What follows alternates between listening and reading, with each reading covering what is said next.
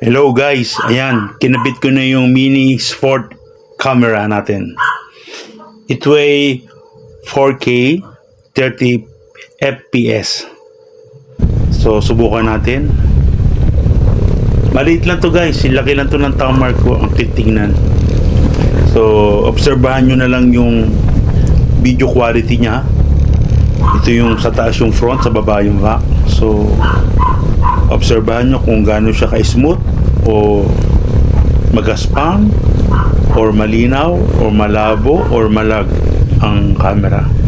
Sa halagang 2,000 pesos.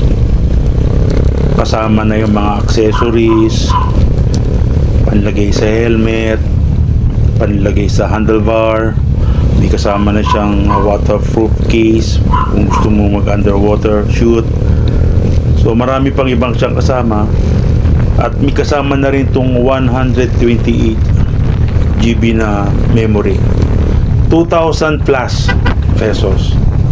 So sa mga nagbabalak or mga new vlogger na gustong bumili ng camera na budget gadget, pwede na to. Sa halagang 2K mahigit, ay okay na to sa presyo niya sa gantong performance ng camera. So wag niyo masyadong hanapan ng maganda kasi hindi naman to yung mamahalin, hindi to mga high-end na camera. So ang tanong dito kung tatagalan to ng matagal, kung heavy duty ba or mabilis pang malobat.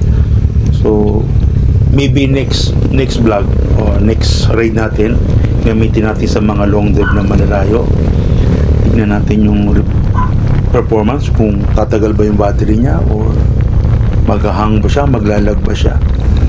So yun lang, kayo na ang humusga guys. Sport 4K camera 30 FPS, waterproof siya.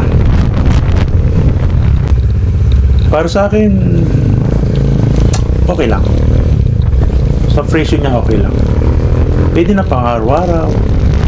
Para may dashcam ka. Parang dashcam lang din sa kotse.